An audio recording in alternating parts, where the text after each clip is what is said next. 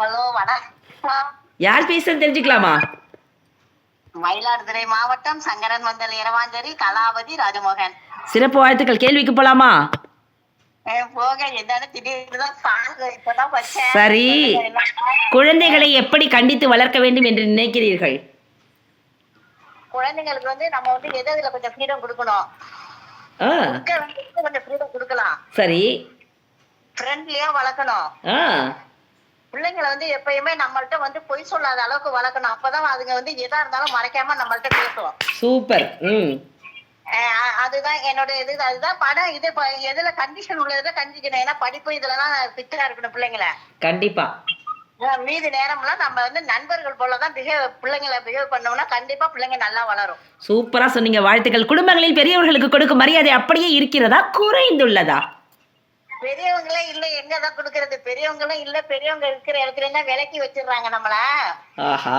பிள்ளைங்களுக்கு வந்து யாரையுமே தெரியாதே போயிடுச்சு. எங்க குடும்பத்துல பாத்தீங்கன்னாக்கா நாங்க கல்யாணம் பண்ணி வந்து கொஞ்ச நாளுக்குள்ளேயே எங்களை வீட்டை விட்டு அனுப்பிட்டாங்க.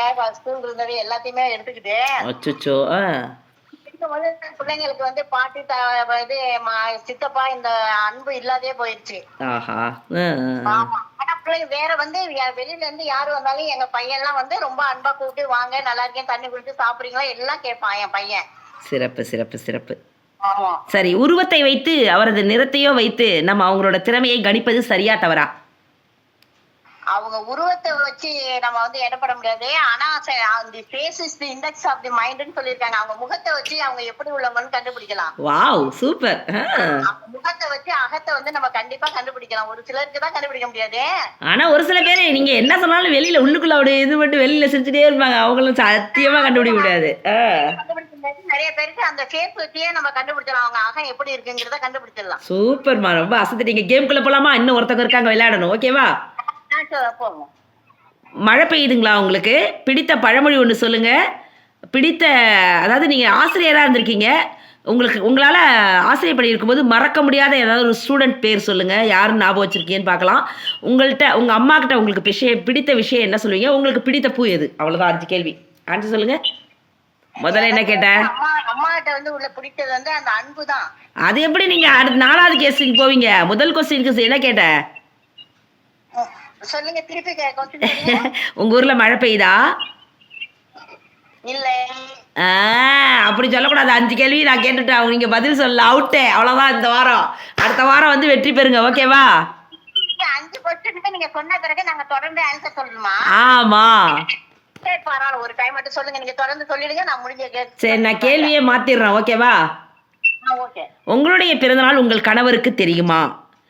உங்களுக்கு பிடித்த நடிகை என்று யாரை சொல்வீர்கள்?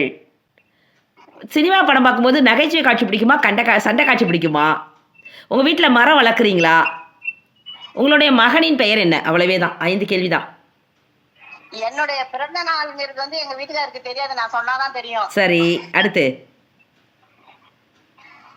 எனக்கு பிடித்த நடிகை வந்து ரேகா பிடிக்கும். சிறப்பு. அடுத்தது.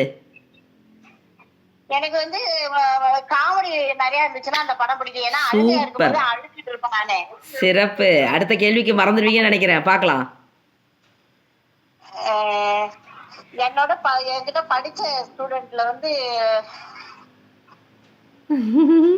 நான் வந்து அங்க இது வினித் டிஆர் வினித்ல இங்கிலீஷ் மீடியம் ஸ்கூல்ல நான் ஒர்க் பண்ணும்போது ஜெகபர் நாச்சியார்னு ஒரு பாப்பா படிச்சு அதுல சூப்பரா படிக்கும் அந்த பிள்ளை. சூப்பர். அந்த குழந்தை பேர் சொல்லிட்டீங்க. நான் அடுத்த நிறைவான கேள்வி.